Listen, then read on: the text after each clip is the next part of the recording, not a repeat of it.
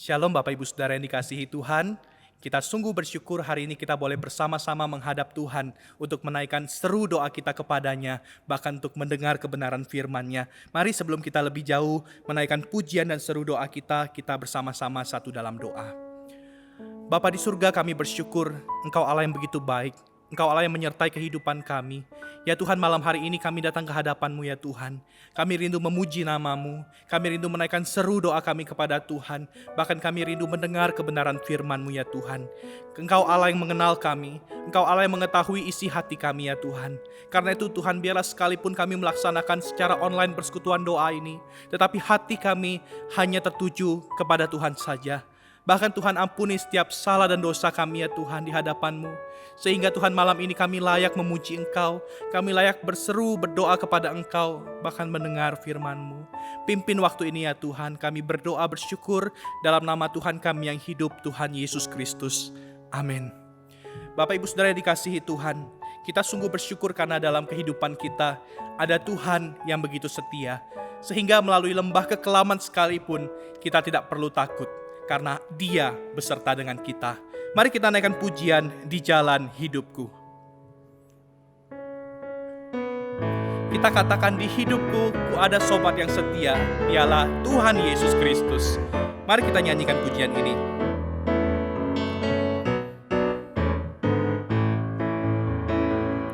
Di hidupku ku ada sobat yang setia, yang senantiasa berjalan sertaku.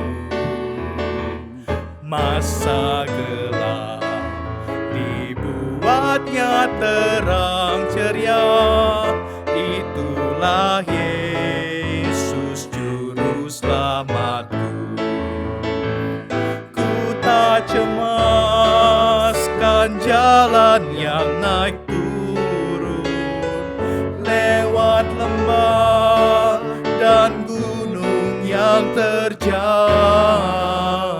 sebab Tuhan berjalan terus di sampingku, memimpinku ke negeri yang kekal. Ku tak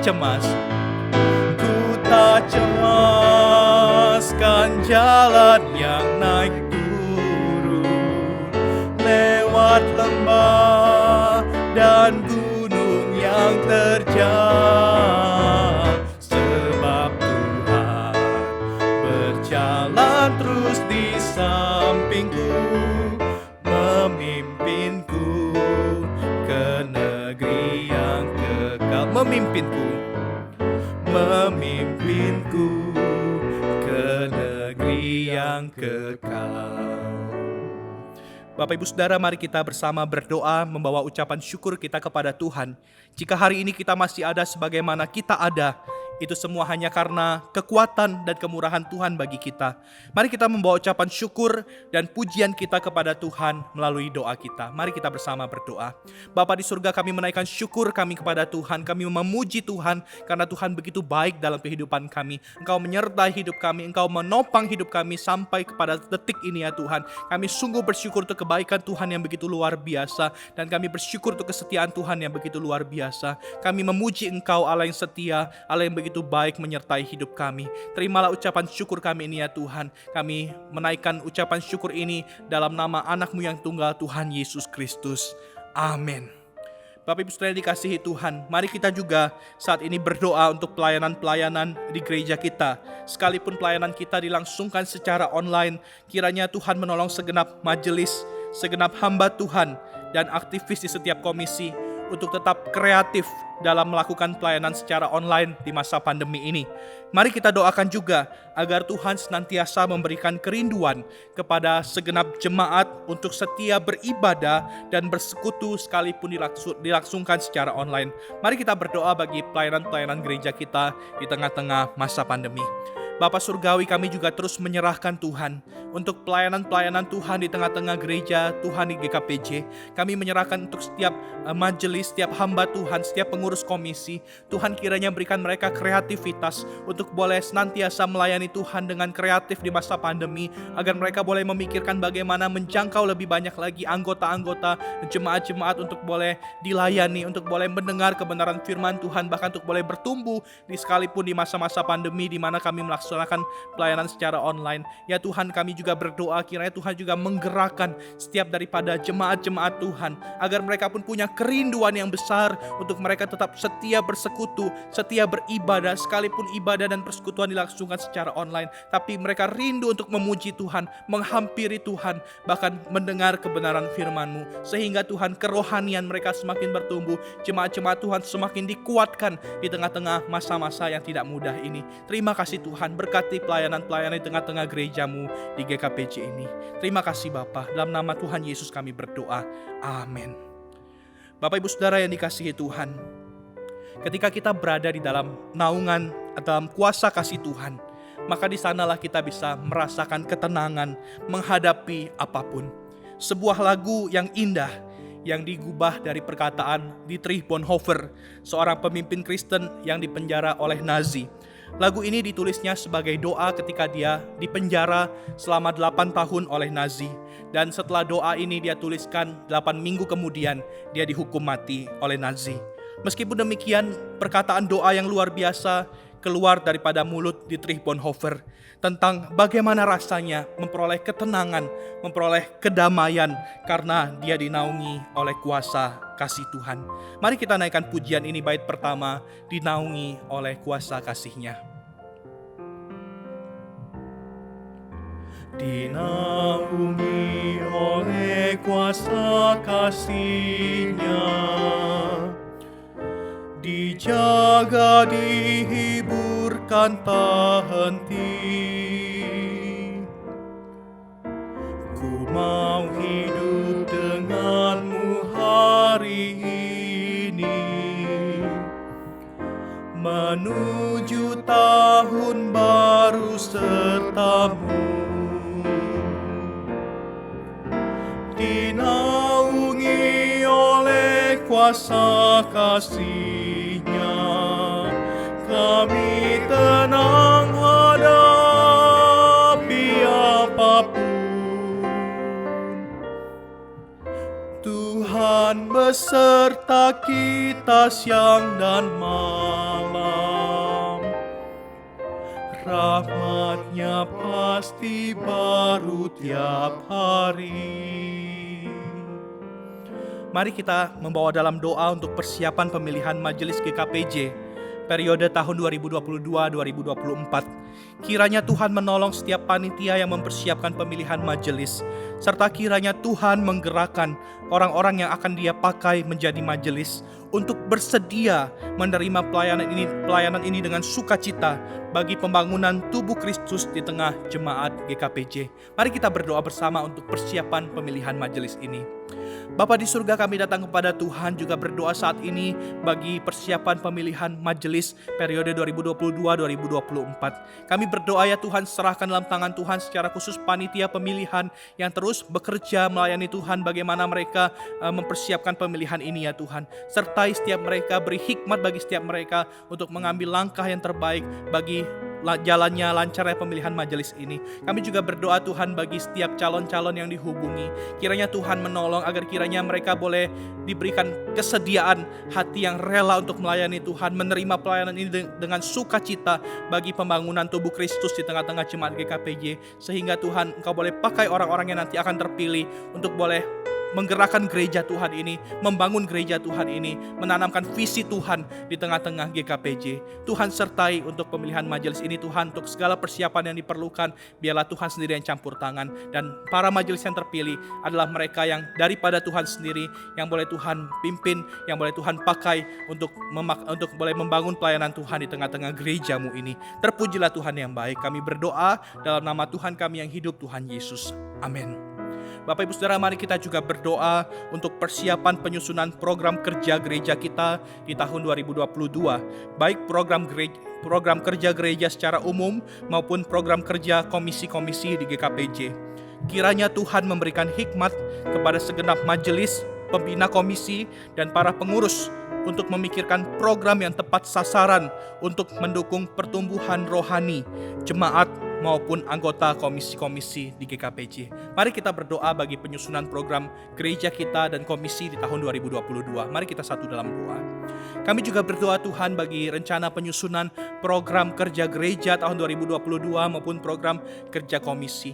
Kami berdoa Tuhan berikan hikmat bagi segenap majelis, pembina-pembina komisi, hamba-hamba Tuhan, bahkan setiap pengurus-pengurus komisi untuk boleh bersama memikirkan arah gereja kami ke depannya, sehingga Tuhan visi yang ada di tengah-tengah gereja kami adalah visi yang daripada Tuhan saja, yang boleh menumbuhkan iman kerohanian setiap jemaat-jemaat Tuhan di dalamnya. Kami berdoa Tuhan, biarlah Tuhan beri hikmat bagi setiap yang terlibat dalam penyusunan program ini, baik majelis maupun pengurus komisi, sehingga Tuhan program-program yang nantinya akan disusun adalah program yang tepat sasaran, yang boleh menumbuhkan iman kerohanian jemaat-jemaat Tuhan yang terlibat di dalamnya. Terima kasih Tuhan, kami berdoa menyerahkan untuk persiapan penyusunan program ini dalam tangan Tuhan saja. Dalam nama Tuhan Yesus kami berdoa dan kami bersyukur. Amin. Mari kita bersama-sama menaikkan pujian ini baitnya yang kedua.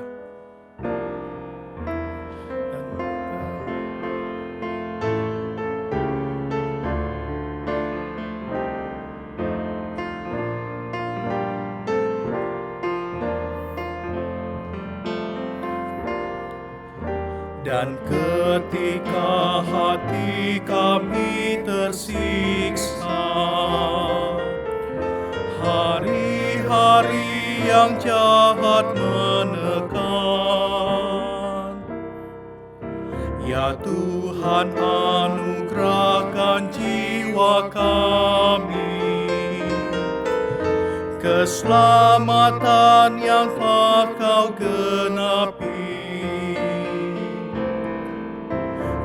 Dinaungi oleh kuasa kasih-Nya, kami tenang hadapi apapun. Tuhan beserta kita siang dan malam, rahmat-Nya pasti baru tiap hari. Mari kita berdoa untuk pertumbuhan dari gerakan pemuritan di GKPJ. Doakan untuk proses multiplikasi, secara khusus persiapan dalam menghasilkan para pemimpin kelompok kecil, sehingga lewat kelompok kecil, pemuritan di gereja kita semakin berkembang dan Tuhan boleh membentuk dan menyediakan pemimpin-pemimpin baru yang bersedia dilatih dan melayani dalam kelompok kecil. Mari kita berdoa bersama, serahkan gerakan pemuritan lewat kelompok kecil di tengah-tengah gereja kita. Mari kita berdoa. Bapak Surgawi, kami juga berdoa menyerahkan untuk gerakan pemuritan di tengah-tengah gereja kami, kelompok kecil di tengah-tengah gereja kami. Kami yakin Tuhan ini adalah satu gerakan yang daripada Tuhan, dan kami berdoa terus biar Tuhan menyertai daripada gerakan pemuritan lewat kelompok kecil ini, sehingga Tuhan, jemaat-jemaat Tuhan boleh sungguh-sungguh dimuridkan dalam kelompok-kelompok kecil yang ada, menjadi murid Kristus bersama-sama belajar meneladani Kristus, sehingga mereka boleh terus berjuang untuk serupa dengan Kristus. Kami berdoa Tuhan membawa untuk khususnya keperluan kebutuhan akan pemimpin-pemimpin, dan dalam proses multiplikasi yang terus masih dijalankan, biar Tuhan boleh memakai setiap para pemimpin yang ada ya Tuhan, untuk boleh dipersiapkan memimpin kelompok-kelompok kecil yang baru. Kami juga berdoa biarlah Tuhan lewat pemimpin-pemimpin yang baru ini, mereka nanti juga akan menciptakan pemimpin-pemimpin yang lain, sehingga proses multiplikasi daripada kelompok kecil di tengah-tengah gereja kami GKPJ boleh berjalan dengan sehat dan baik. Kami serahkan semua dalam tangan pertolongan Tuhan saja, dan kami percaya Tuhan sendiri akan campur tangan dalam pelayanan daripada gerakan pemuritan di tengah-tengah gereja kami ini. Terima kasih Tuhan. Kami berdoa, kami bersyukur dalam nama Tuhan kami yang hidup, Tuhan Yesus Kristus. Amin. Mari kita bersama-sama menyanyikan pujian ini kembali di baitnya yang ketiga.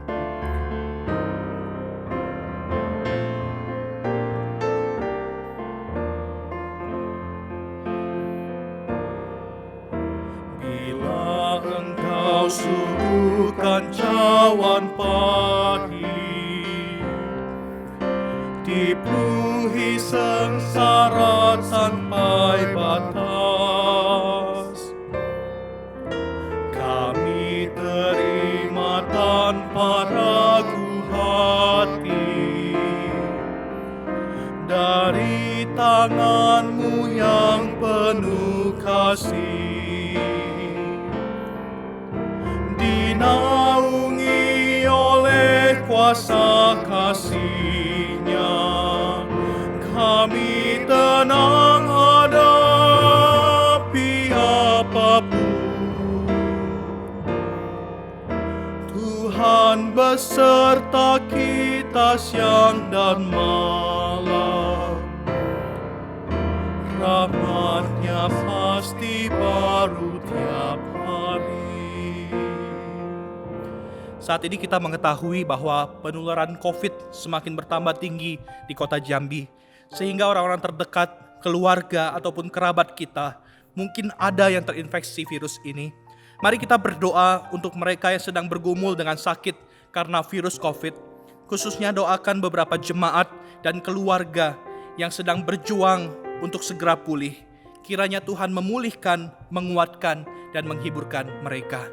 Mari kita berdoa khusus untuk COVID di kota Jambi dan juga untuk beberapa jemaat yang sedang bergumul dengan sakit COVID ini. Mari kita bersama-sama berdoa.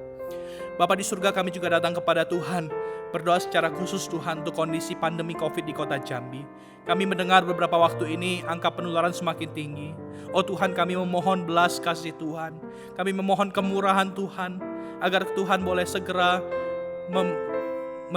segera untuk boleh memulihkan kota kami ini ya Tuhan. Segera Engkau boleh menyembuhkan orang-orang yang terinfeksi daripada virus COVID ini.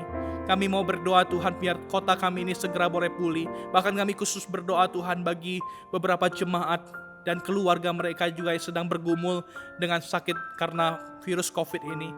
Kami mau berdoa untuk mereka, mohon Tuhan hiburkan mereka di tengah-tengah masa-masa yang tidak mudah ini. Mohon Tuhan boleh menguatkan mereka, bahkan mohon Tuhan boleh menyembuhkan, memulihkan setiap mereka. Berikan mereka kekuatan, berikan mereka kesabaran daripada Tuhan untuk menghadapi sakit ini ya Tuhan. Kami serahkan mereka dalam tangan pertolongan kasih Tuhan saja. Terima kasih Tuhan, serahkan dalam tangan Tuhan, dalam nama Tuhan Yesus kami berdoa. Amin. Mari saat ini Bapak Ibu Saudara kita berdoa bagi jemaat-jemaat yang sedang mengalami kelemahan tubuh. Kita berdoa bagi Ibu Ong Chun Yen, anak dari Ibu Li Ikming yang sakit ada benjolan di rahim. Doakan untuk Ibu Liu Tio Chun, mama dari penginjil Indawati yang mengalami kelemahan tubuh. Kita doa untuk Ibu Eng Sak Kyun, mama dari Ibu Karisma yang sakit saraf leher dan stroke. Kita juga doakan untuk Ibu Chen Rui Tuan yang sakit tulang dan dalam proses pemulihan. Kita doakan juga untuk penginjil Fernando sedang dalam proses cuci darah. Dan terakhir kita juga doakan untuk Bapak Hendy atau Bapak Abu yang saat ini sedang menjalani proses cuci darah. Mari kita sama-sama buka suara, kita berdoa membawa saudara-saudara kita yang sedang mengalami kelemahan tubuh dalam tangan Tuhan. Mari kita berdoa. Kami saat ini berdoa Tuhan bagi jemaat-jemaat Tuhan yang sedang mengalami kelemahan tubuh. Kami berdoa bagi Ibu Ong Chun Yen yang saat ini sedang mengalami kelemahan tubuh sakit karena ada benjolan di rahim. Kami mohon Tuhan Engkau boleh memulihkan lewat tenaga medis yang ada. Tuhan boleh memakai untuk boleh mendatangkan kesembuhan yang daripada Tuhan. Kami berdoa untuk juga Ibu Li Tio Chun yang saat ini juga dalam kelemahan tubuh. Biar Tuhan boleh terus menguatkan, memulihkan daripada ibu yang kami kasihi ini ya Tuhan. Kami serahkan dalam tangan Tuhan untuk kesembuhannya, untuk pemulihan daripada Ibu Li Tio Chun. Kami juga berdoa Tuhan bagi Ibu Eng Sak Kyun yang saat ini juga mengalami sakit saraf leher dan stroke. Tuhan, Engkau mengenal ibu yang kami kasihi ini dan Engkau tahu apa yang dia alami. Biar Tuhan boleh terus menguatkan, Tuhan boleh hiburkan ibu yang kami kasihi ini, bahkan Tuhan boleh pulihkan ibu ini ya Tuhan hari demi hari. Kami juga berdoa untuk Ibu Chen Rui Tuan yang sakit tulang dan dalam proses pemulihan. Biar Tuhan boleh terus menolong dia, memberikan kekuatan, kesembuhan yang daripada Tuhan bagi ibu ini ya Tuhan. Kami juga berdoa menyerahkan untuk penginjil Fernando yang dalam proses cuci darah. Biar Tuhan juga boleh terus kuatkan, Tuhan hiburkan, bahkan Tuhan boleh berikan kesegaran pemulihan daripada Tuhan. Dan juga untuk Bapak Hendy atau Bapak Abu ya Tuhan. Kami serahkan Bapak yang kami kasih dalam tangan kasih Tuhan saja. Biar Tuhan dengan kuasa-Mu Engkau boleh memulihkan dia ya Tuhan. Engkau boleh boleh menyatakan kuasa daripada Tuhan untuk boleh menyembuhkan dia. Kami berdoa Tuhan, serahkan semua saudara-saudara kami ini yang mengalami kelemahan tubuh. Kami percaya Tuhan, mereka ada dalam tangan kasih Tuhan, dan Tuhan, kasih setia Tuhan tidak pernah sedetik pun meninggalkan mereka. Dan kami berdoa biarlah Tuhan di tengah-tengah masa sakit ada kekuatan, ada penghiburan daripada Tuhan bagi setiap mereka. Terima kasih Bapa, kami serahkan mereka semua dalam tangan pengasihan Tuhan saja. Dengar doa kami dalam nama Tuhan Yesus kami berdoa. Terima kasih Tuhan untuk waktu kami boleh menaikkan doa-doa kami di hadapan Tuhan. Dan kami percaya bahwa Engkau Allah yang Maha Kuasa, yang mendengar setiap doa dan permohonan kami ini. Engkau sendiri akan mengabulkannya sesuai dengan waktu dan kehendak daripada Tuhan sendiri. Terpujilah Tuhan yang baik. Dalam nama Tuhan Yesus kami berdoa dan kami bersyukur. Amin. Bapak Ibu Saudara yang dikasihi Tuhan, tiba saatnya kita akan bersama-sama merenungkan firman Tuhan yang akan dibawakan oleh Saudara Indra dengan tema Tuhan adalah Gembalaku. Sungguh ketika kita punya Tuhan sebagai gembala dalam hidup kita, maka kita tidak perlu takut terhadap apapun. Mari kita menaikkan sekali lagi pujian dinaungi oleh kuasa kasih-Nya, bait pertama sampai ketiga.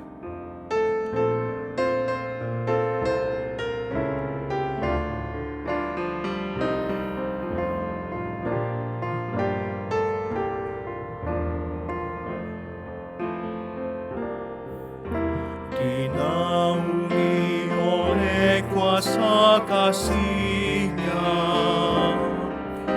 dijaga dihiburkan tak henti.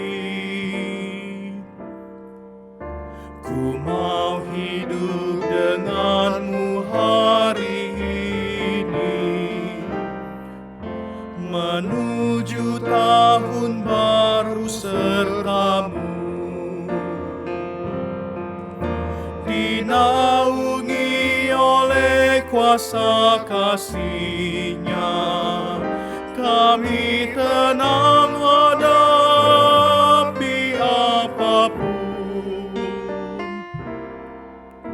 Tuhan beserta kita siang dan malam, rahmat-Nya pasti baru tiap hari. Bait kedua. Dan ketika hati kami tersiksa, hari-hari yang jahat menekan, ya Tuhan anugerahkan jiwa kami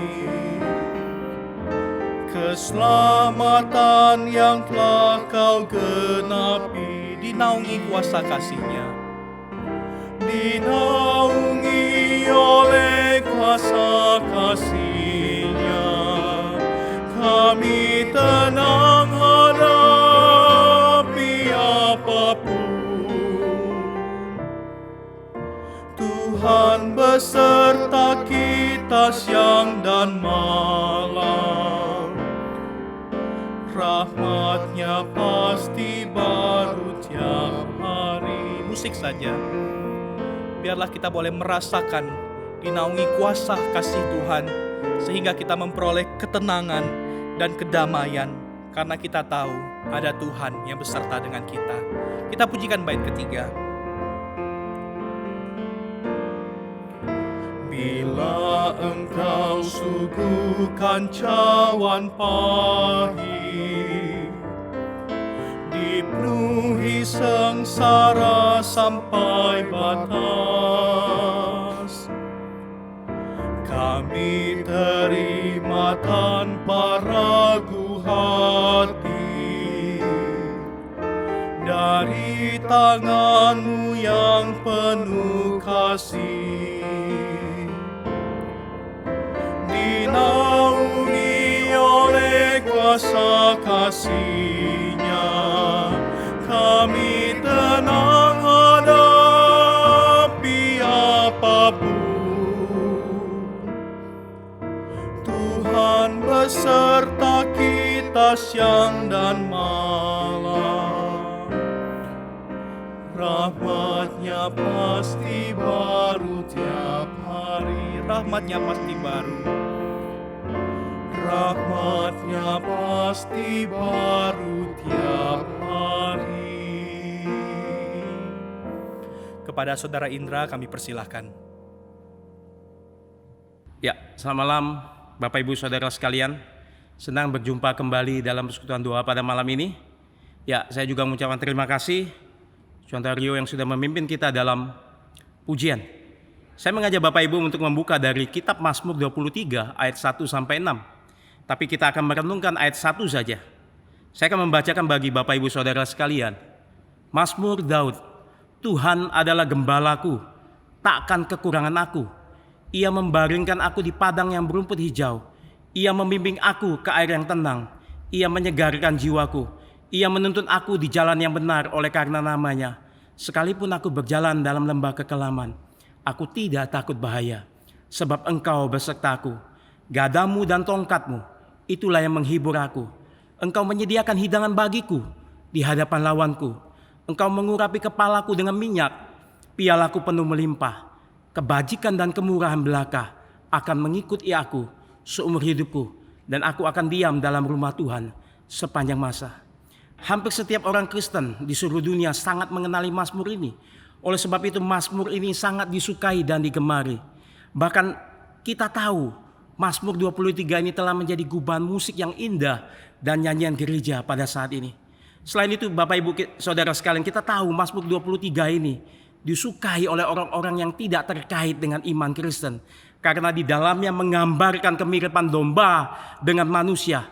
Di dalamnya mengandung suatu perjalanan kehidupan yang penuh kelimpahan. Baik pada waktu makan, minum, istirahat, yang di dalamnya ada jiwa yang tenang, damai, sukacita. Dan meskipun ada saat-saat di mana manusia harus berjalan dalam lembah kekelaman, dikatakan aku tidak takut bahaya, sebab Tuhan besertaku. Lalu puncaknya dari Mazmur ini Bapak Ibu, yaitu endingnya kebahagiaan menuju rumah Bapa di surga. Saudara, siapa yang tidak mau hidup seperti ini? Apalagi di masa pandemi ini. Tapi jangan lupa saudara, di balik ini hidup tak kekurangan ini ada relasi personal, pengenalan Daud akan Tuhan yang berjalan bersama bagaikan gembala dengan domba. Pertanyaannya, apakah engkau mengenal, berjalan, berelasi dengan Tuhan yang disembah Tuhan Daud ini? Sekali lagi kita berdoa Bapak Ibu Saudara sekalian, kita memohon pertolongan Tuhan. Tuhan, tolong kami yang lemah ini di tengah padang rumput yang kering, di tengah pandemi ini. Pergumulan hidup telah menjadi keseharian bagian hidup kami. Oleh sebab itu kami mohon belas kasihan-Mu menyirami hati kami dengan firman-Mu, agar menyegarkan jiwa kami dengan kelimpahan di dalam mengenal Engkau yang adalah Tuhan, gembala kami yang hidup. Amin. Ya, waktu saya remaja, Bapak Ibu, saya membayangkan Mazmur 23 ini, Bapak Ibu. Daud berada pada suatu padang rumput yang indah, suatu keadaan yang bahagia, suatu keadaan tanpa kekurangan, dengan suatu keadaan yang indah, sejuk, bunga-bunga bermekaran. Daud duduk di sana dengan dikelilingi domba, dan ia menulis sebuah Mazmur ini dengan sambil bermain kecapi. Ia mengungkap hatinya di dalam bentuk puisi yang menyatakan Tuhan adalah gembalaku. Pada kenyataan sebaliknya membuat saya kaget, saudara, bahwa kenyataannya tidak seperti itu. Ada komentator yang bernama Kyle and Dalis menggambarkan di mana pada waktu menulis Mazmur ini yang mengatakan Tuhan adalah gembalaku, takkan kekurangan aku. Ini bukan pada padang rumput yang hijau, bukan pada di mana air yang tenang, bukan keadaan tentram, tetapi dalam perjalanan dengan melintasi padang gurun belantara yang gersang.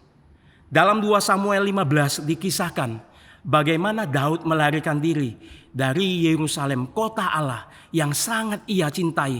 Ia berjalan mendaki Bukit Zaitun dengan tidak berkasut sambil menangis. Karena apa Bapak Ibu? Karena ancaman bahaya kematian ada di depan matanya. Bukan dari musuhnya, tapi ancaman dari anaknya sendiri, yaitu yang Absalom yang sangat ia kasih. Saudara, apa yang terjadi pada Daud di padang gurun itu? Ia mengalami suatu pergumulan jiwa yang sangat berat. Dan di sana ia mengalami kekurangan makanan dan sulitnya air. Tapi kita diperlihatkan saudara di sana, Tuhan memelihara hidup Daud bersama keluarga dan orang-orangnya melalui belas kasihan dari orang-orang hari lepas hari. Maka di padang gurun inilah Daud tinggal dengan mengalami masa-masa kekurangan akan banyak hal dalam hidupnya. Baik masalah kebutuhan jasmani dan puncaknya kekeringan rohani yang melanda hidupnya. Sehingga melalui kisah di balik ini kita mengerti Mazmur 23 ini bukan keluar pada saat keadaan nyaman, tapi muncul dari pergumulan dengan keyakinan bahwa Tuhan adalah gembalaku, takkan kekurangan aku. Saudara, apa yang membuat Daud dengan yakinnya mengungkapkan akan hal ini? Jawabannya, iman. Iman yang bukan bergantung pada kondisi dan keadaan dunia yang berubah ini, tapi iman yang berdiri dan yakin didasarkan pada perkataan firman dan diri Tuhan itu sendiri. Inilah iman yang biblikal, saudara. Ada kepastian meskipun belum bisa melihat hari depan. Maka pada saat masa sulit-sulit inilah Daud merenungkan siapa Tuhan secara pribadi. Sekali lagi saya ulang. Pada masa sulit-sulit inilah Daud merenungkan siapa Tuhannya secara pribadi. Oleh sebab itu kita harusnya mengerti iman sejati akan mengejar, menuntut pengenalan dan pengertian akan Tuhan secara mendalam berdasarkan firman. Saudara, kita tahu Daud merenungkan siapa Tuhan Yahweh itu. Kata-kata yang pertama dia ungkapkan dari jiwanya, bukan Tuhan penolongku, Tuhan pelindungku, bukan Tuhan yang mencukupi kebutuhanku, yang membawaku kepada padang rumput yang hijau. Bukan, saudara. Tapi ia mengatakan Tuhan yang aku kenal di dalam relasi personal hidupku adalah gembalaku. Saudara, pengenalan yang bagaimana Daud tahu tentang Yahweh adalah gembala. Itu bukan Daud sedang memproyeksikan dirinya sebagai gembala, lalu ia menaruh Tuhan ke dalam keadaan hidupnya sebagai gembala. Bukan, saudara, melainkan Tuhan yang ia kenal dari kisah Allah sendiri yang dinyatakan dalam kisahnya dalam kitab Keluaran atau Exodus. Meskipun melalui jarak yang cukup panjang antara kisah Exodus dengan Daud, tetapi kita tahu Bapak Ibu Saudara sekalian, di dalam sejarah Exodus yang bangsa Israel yang kelam telah menjadi darah dan daging, peringatan di dalam hidup mereka yang tidak boleh terlupakan. Di mana dalam kisah itu umat Israel bagaikan kawanan domba keluar dari perbudakan, melewati padang gurun, dipimpin, dituntun Tuhan Allah. Di sana mereka tak kekurangan satu hal apapun yang baik dari Tuhan. Maka dari pengertian, pengenalan Yahweh yang dikenal Daud ini, yang dikatakan oleh Musa ketika Musa menanyakan, kalau umat menanyakan namamu, siapakah engkau Allah? Tuhan mengatakan, I am that I am. Aku adalah aku yang berada pada diriku. Tidak terkurung dalam waktu dan tempat. Tidak bergantung kepada keberadaan apapun di luar diriku. Karena di dalamku ada kecukupan dan kepuasan. Saudara, mengapa Musa perlu menanyakan nama Allah? Kita tahu di Mesir pada zaman kuno itu, nama Allah begitu banyak. Dan nama Allah itu termasuk Firaun diidentikan sebagai gembala pada zaman itu. Yang kedua, saudara, apa beda pengenalan Yahweh I am that I am ini? Daud mengenal Yahweh itu adalah penebus.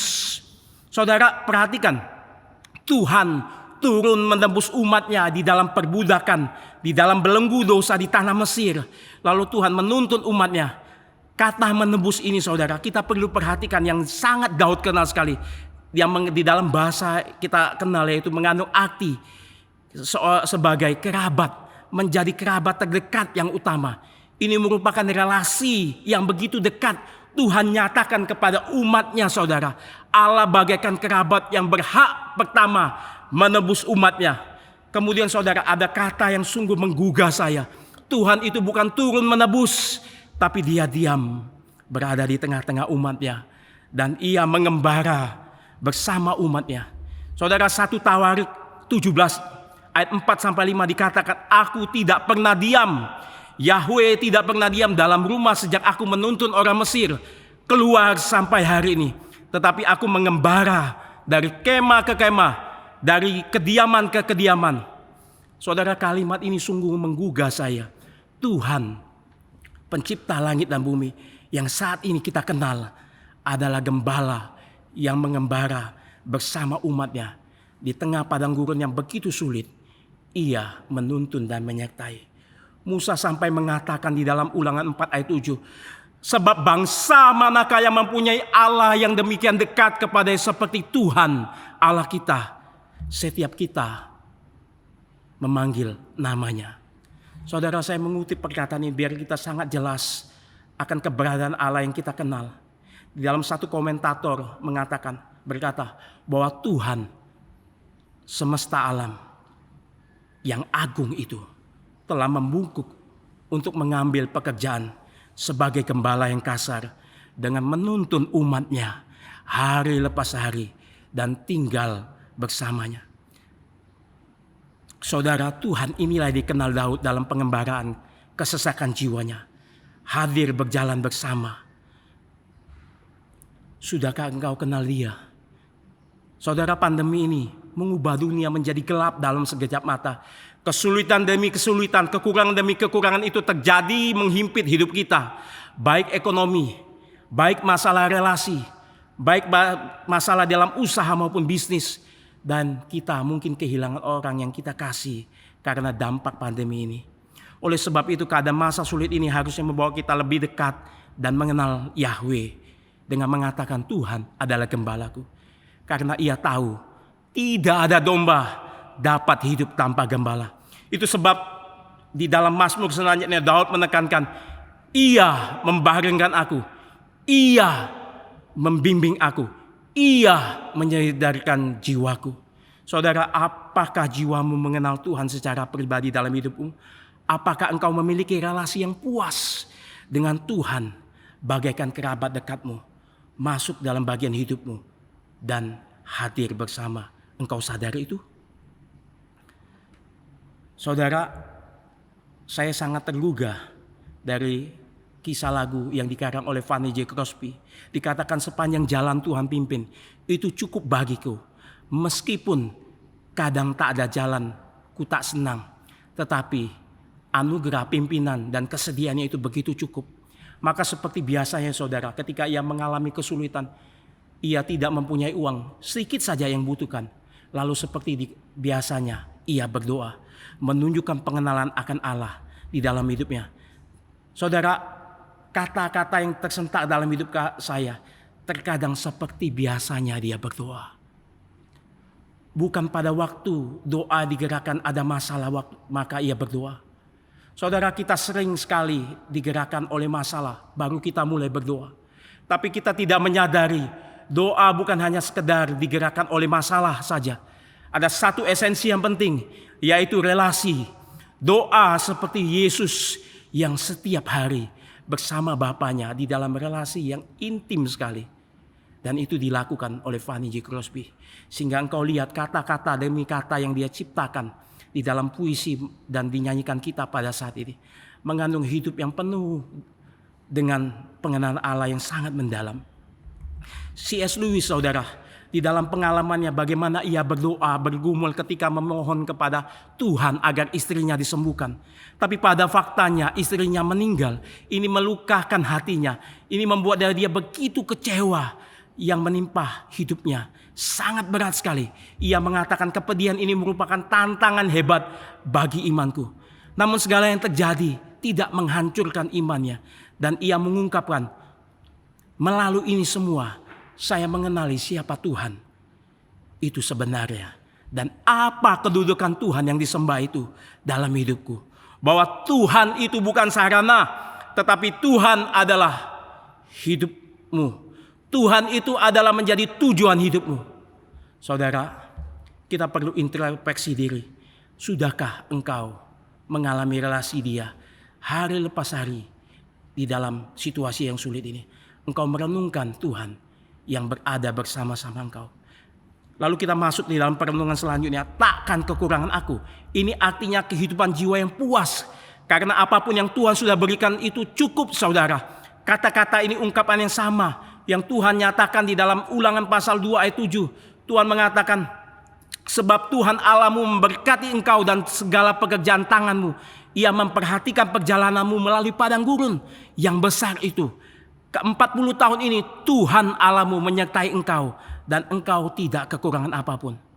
Saudara, kita mungkin berada pada masa kesulitan air dan makanan. Tapi kita ingat saudara, melalui kisah bangsa Israel ini, Tuhan mengatakan mereka tidak kekurangan. Tapi mengapa kita mengatakan mereka mengalami kesulitan air dan makanan?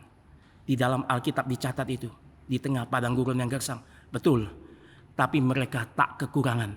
Karena Allah mencukupi mereka dengan makanan dan daging. Bukan hanya itu, penyertaan tiang awan dan tiang api, pakaian dan kasut mereka tidak menjadi rusak. Pertanyaan selanjutnya, apakah Tuhan itu cukup untuk memuaskan mereka? Kita tahu pasti cukup, karena Allah itu cukup pada dirinya. Tetapi persoalan mengapa generasi pertama yang keluar dari Mesir terus mengeluh, merasa kekurangan? Karena mereka tidak puas, saudara. Mengapa tidak puas? Karena mereka meletakkan keyakinan, kepuasan jiwa mereka bukan pada Yahweh, melainkan pada kepuasan di tanah perbudakan di Mesir. Saudara sadar tidak sadar, kita dibelenggu oleh kepuasan-kepuasan yang berada di dalam hati jiwa kita. Nanti kita akan melihat bagaimana pergumulan Daud ini. Setiap perjalanan yang ketika Tuhan izinkan kesulitan, Tuhan memperlihatkan dia satu ilah-ilah yang berada di dalam diri yang sangat ganas sekali. Dunia ini akan memberikan kepuasan dalam hidupmu, dalam jiwa manusia. Tetapi saudara, dia tidak mampu mengisi ruang yang tanpa batas ada dalam hidupmu. Karena apa saudara? Hanya yang lebih besar dari manusia dan alam semesta ini yang mampu mengisi tempat kekosongan hidupmu, yaitu Tuhan Allah sendiri. Saudara, terkadang ada kerikil-kerikil ilah yang tersimpan yang seperti saya tadi katakan yang perlu dibereskan. Saudara, kita perlu melihat di dalam kisah kehidupan Daud. Dalam kisah Samuel 15 ayat 19 dapat kita temukan keadaan realita kehidupan Daud yang menggambarkan Mazmur 23 ini, Bapak Ibu Saudara sekalian. Pada masa ini ia mengalami pemberontakan dari anaknya sendiri, yaitu Absalom. Absalom kita tahu ia mempunyai adik bernama Tamar, dan Tamar itu diperkosa oleh Amnon, saudara tirinya.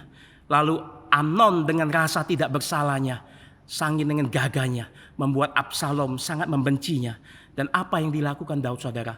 Daud tidak melakukan apapun. Daud tahu harus di mana. Dengan satu hukuman di dalam hukum Taurat Israel, ia harus menegakkan keadilan. Tapi Daud tidak melakukannya.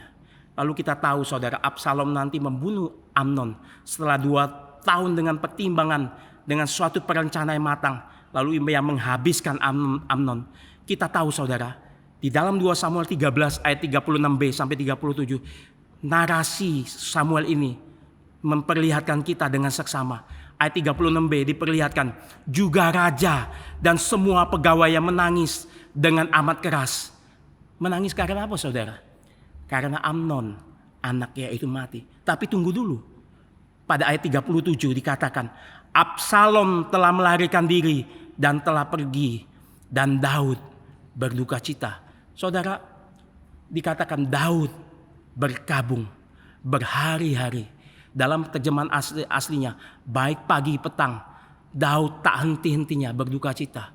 Bukan karena Amnon. Karena Amnon dia hanya menangis. Tetapi karena Absalom, sang pembunuh itu, dia berduka cita. Saudara, ini keadaan sangat menggelitik kita. Orang yang berduka cita adalah yang diduka cita adalah orang yang mati. Tetapi ia berduka cita karena Absalom. Penulis dengan sengaja memperlihatkan kita pada ayat 14. Yoab memperlihatkan itu. Daud sangat murung, sangat berduka cita hari lepas hari. Maka Yoab dengan inisiatifnya membawa Absalom untuk kembali. Lalu kemudian kita diperlihatkan Absalom kembali ke Yerusalem. Meskipun Daud dan Absalom tidak bertemu cukup lama. Tetapi pada akhirnya Daud menerima Absalom itu kembali. Kemudian diceritakan saudara, ketika itu Daud memeluk Absalom dan mencium dia. Ini salah satu kecintaannya, kerinduan yang mendalam. Ia letakkan kepada anaknya saudara. Maka kita lihat saudara, apa yang terjadi di pasal 15. Absalom dengan congkaknya melakukan kudeta kepada sang ayah. Ia merencanakan pembunuhan kepada Daud.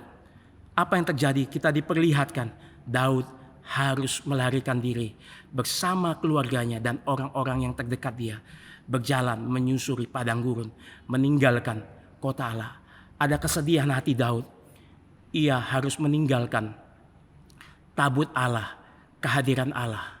Dan ia mengatakan di dalam dirinya kepada Imam Zadok, biarlah kasih setia Tuhan akan menggiring aku kembali untuk kembali ke dalam suatu perhentian di mana bait Allah itu, kemah suci itu hadir di sana. Aku boleh tenang nanti duduk di sana menikmati Tuhanku. Ini doa Daud saudara sebelum ia meninggalkan Yerusalem. Saudara, kita tahu pada pasal 15 menuju pasal 18 dan pada akhirnya perang pun tak terhindari. Daud berpesan pada 3 jenderalnya, Yoab, Abisai dan Itai. Dia memerintahkan mereka untuk memperlakukan Absalom dengan lunak. Jangan engkau kasar terhadap dia dan jangan engkau bunuh dia. Ironis sekali saudara, penulis memperlihatkan kita ada 20.000 orang yang tewas di sana. Tetapi Daud memerintahkan Absalom harus diperlakukan dengan lembut. Saudara, ini adalah ironi. Absalom secara hukum Taurat yang memberontak terhadap ayahnya, ia justru harus dihukum mati. Apa yang dilakukan Daud saudara? Cintanya lebih besar daripada Taurat yang harus ia tegakkan saudara. Kemudian kita diperlihatkan perang dan tak terhindar itu membuat Absalom mati. Dan ini menimbulkan kesedihan kepada hati Daud. Kita lihat saudara, pasukan Daud itu berdoyong-doyong pulang ke Yerusalem dengan kemenangan di dalam peperangan. Tetapi mereka pulang seperti pecundang dipermalukan dengan tangisan Daud yang mengatakan, anakku Absalom, kalau aku ganti mati menggantikan engkau. Ini ironi saudara. Apa yang Daud tidak sadari, ia terselam di dalam cinta buta yang konyol. Kita diperlihatkan inilah titik terendah dalam hidup Daud yang perlu kita lihat, yang hari ini Alkitab memperlihatkan kepada kita saudara. Ia meletakkan cinta demi mengorbankan orang lain. Tetapi saudara, ini membuat dia tergampar bagaikan orang yang digampar oleh Yoab. Yoab mengatakan, pada hari ini engkau mempermalukan semua hambamu yang telah menyelamatkan nyawamu dan istrimu dan anakmu, bahkan gundik-gundikmu, dengan engkau mencintai orang-orang yang membenci engkau. Bahkan aku mengerti pada hari ini, seandainya Absalom masih hidup, kami semua mati hari ini, maka itu kau pandang baik. Saudara, bagaimana dengan kita dalam kesulitan ini? Kesulitan yang terjadi, banyak kekecewaan. Mungkin kita sudah merencanakan banyak hal di dalam pekerjaan, di dalam rencana-rencana yang besar yang kita lakukan, tapi mendadak hancur di dalam krisis pandemi ini. Saudara, itu mungkin Tuhan sudah memimpin kita untuk memperlihatkan kita untuk semakin bersandar kepadanya. Saudara, kita perlu menyadari ada ilah-ilah yang terkadang yang berdiam dalam diri manusia, yang paling menakutkan, yang tak terlihat, mengatur dan menggerakkan arah hidup manusia sampai engkau sendiri tidak tahu. Itulah menjadi penentu hidupmu. Tim Keller mengatakan saudara, segala sesuatu yang engkau anggap penting dari Allah, segala sesuatu yang menarik hati, yang engkau pikirkan lebih dari Allah, engkau anggap itu adalah kepuasan. Ternyata itu adalah kepuasan semu. Saudara, jangan anggap enteng ilah-ilah yang di dalam diri saudara. Orang kaya dan Lazarus yang miskin itu, orang kaya itu di dalam neraka. Ada satu terjemahan yang indah saudara, dikatakan orang kaya itu meletakkan jiwanya, hatinya kepada kekayaan seperti namanya orang kaya. Dan akhirnya ia berada di dalam neraka. Bukan persoalannya dia tidak tahu Taurat saudara. Dia tahu Taurat, dia orang Yahudi. Dia menjalankan keagamaan. Tapi ironinya saudara, kita dipertunjukkan di dalam hati yang kecil paling dalam. Ada satu ilah yang dia sembunyikan dan ia letakkan, yaitu dirinya sendiri dan kekayaannya. Kalau begitu apa kaitannya Mazmur dengan kehidupan Daud pada saat ini saudara? Saudara, kita tahu domba itu memiliki sesuatu mata yang tidak dapat melihat dengan cukup baik. Domba itu mudah tersesat. memiliki kebiasaan yang menyimpang dan rapuh, maka jika mereka tidak ditolong, mereka akan jatuh ke jurang kematian. Oleh sebab itu domba tak mungkin bisa hidup tanpa gembala. Daudlah domba yang tersesat itu, dan Daud sadar Tuhan itu adalah gembalaku yang akan memimpin aku dari ketersesatanku, membawaku pulang menuju pada kandang di mana di sana ada kepuasan dan ketentraman. Saudara, Daud mengerti ini, maka ia menulis Mazmur 23 ini, dan ia sudah melihat jauh ke depan. 2000 tahun lalu ada pribadi Yahweh yang turun membungkukkan dirinya, mengambil rupa seorang hamba dan menjadi seorang gembala. Ia mencari kita yang tersesat, saudara, memberi kita hidup berkelimpahan. Dengan cara bagaimana, saudara? Ia rela mati menghadapi kesulitan engkau dan saya. Ia rela mati menghapus dosa engkau dan saya.